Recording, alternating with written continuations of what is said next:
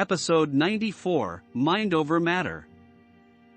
Good evening, I am Tomas Guevara, and this is the channel Rewriting the Reality. In today's episode we are going to refer to the theory or concept of mind over matter. Please subscribe to this channel to be aware of the change that is occurring in this shift of consciousness that we are experiencing.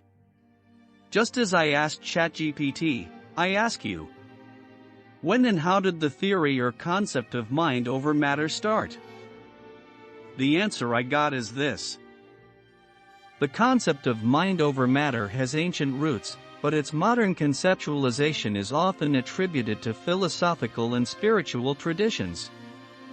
One of the earliest recorded instances of this idea can be traced back to ancient Greek philosophy, particularly the teachings of Plato and Aristotle, who discussed the power of the mind to influence physical reality.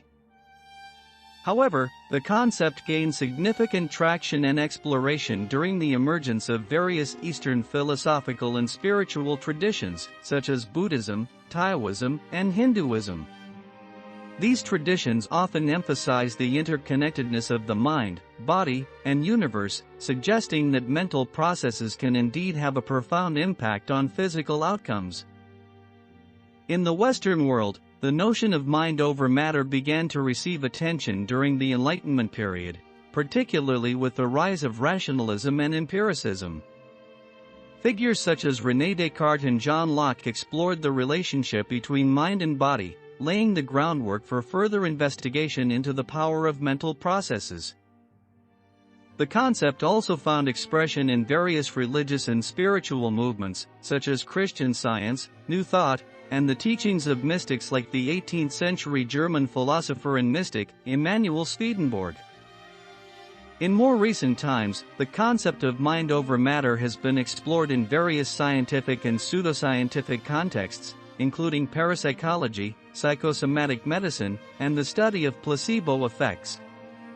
While some aspects of mind over matter remain controversial and subject to skepticism, research in fields such as neuroscience and psychology continues to shed light on the ways in which mental processes can influence physical outcomes.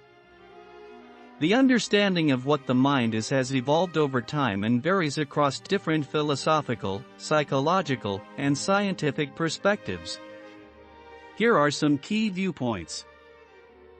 Philosophical perspectives. Philosophers have long debated the nature of the mind. Dualism, famously articulated by René Descartes, posits that the mind and body are separate substances. According to dualism, the mind is non-physical and distinct from the material body. In contrast, monism suggests that the mind and body are not separate entities but rather different aspects of a unified whole. Monism can take various forms, such as materialism, which asserts that the mind is reducible to physical processes, or idealism, which posits that reality is fundamentally mental or spiritual. Psychological perspectives. In psychology, the mind is often understood as the set of cognitive processes that enable perception, thought, memory, and emotion. This perspective focuses on studying mental phenomena such as consciousness, attention, and cognition through empirical research methods. Various psychological theories, including behaviorism, cognitive psychology, and psychodynamic theory, offer different explanations for how the mind works and how it relates to behavior. Neuroscientific perspectives. Neuroscience seeks to understand the mind in terms of the underlying biological processes of the brain. Advances in brain imaging techniques and neurophysiology have allowed researchers to investigate the neural correlates of mental processes. According to neuroscientific perspectives, the mind emerges from the complex interactions of neurons and neural networks, with phenomena such as consciousness and subjective experience arising from the activity of the brain. Cultural and social perspectives. Some scholars argue that the mind is not solely an individual phenomenon but is shaped by cultural, social, and environmental factors.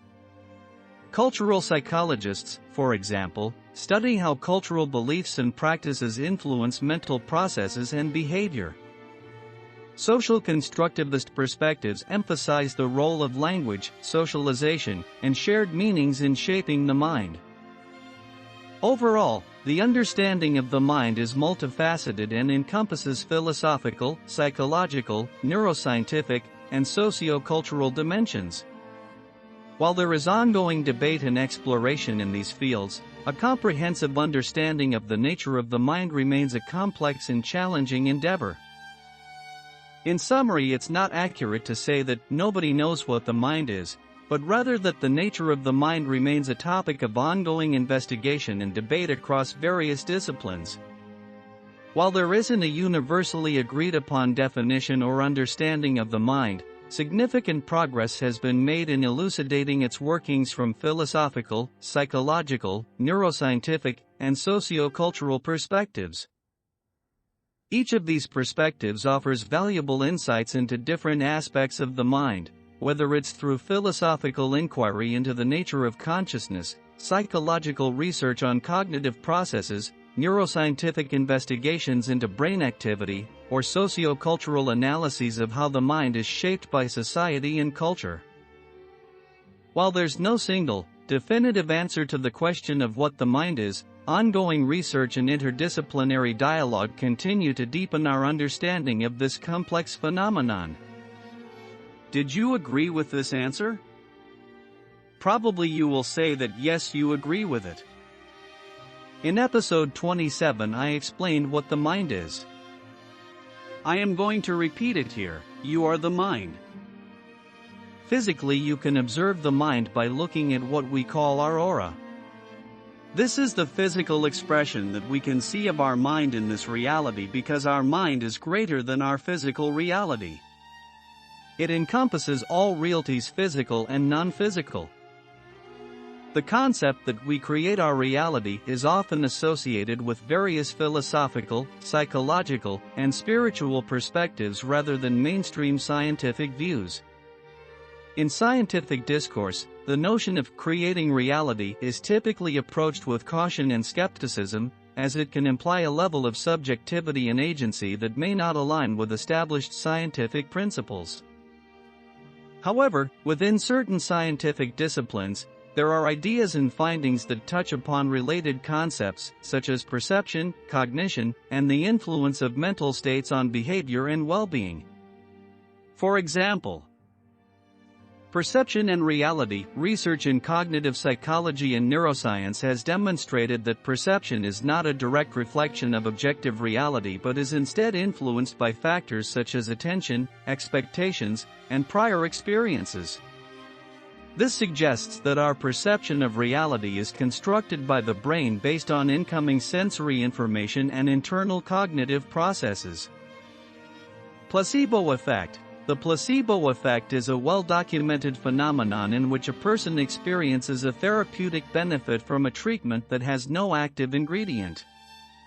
Studies have shown that beliefs, expectations, and psychological factors can significantly influence the effectiveness of medical treatments, highlighting the role of the mind in shaping subjective experiences and outcomes. Cognitive biases. Cognitive biases are systematic patterns of deviation from rationality in judgment and decision-making.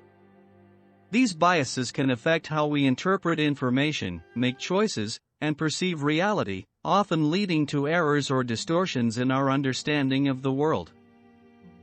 While these concepts touch upon aspects of how the mind interacts with and interprets reality, they do not necessarily imply that individuals have complete control over the external world or that reality is entirely subjective. Instead, they suggest that our perceptions, beliefs, and mental states play a significant role in shaping our subjective experiences and interpretations of reality within certain constraints. Overall, while the scientific community acknowledges the importance of mental processes in shaping individual experiences and behaviors, the idea that we create our reality is generally viewed with caution and is subject to further empirical investigation and theoretical refinement. Here is where our scientific community is failing because perception is creating. I explained it in episodes 5 and 6. Also, the mind doesn't reside or rise from the brain. That is also an erroneous conclusion. In fact, the mind permeates and directs our body, and that includes our brain. I am going to ask you another favor. If you know a scientist or a brain surgeon, please share this information with them because they are given false and inaccurate information to us. The place effect proves that you are the mind, and this will be the starting point to gather more evidence and correct the confusion that they have. You can also read my books available at Amazon under my name Tomas Guevara Calderon. This will probably the best approach instead of watching more than 93 videos, and the cost is less than a hamburger and Coke at any restaurant. Don't forget to subscribe to this channel.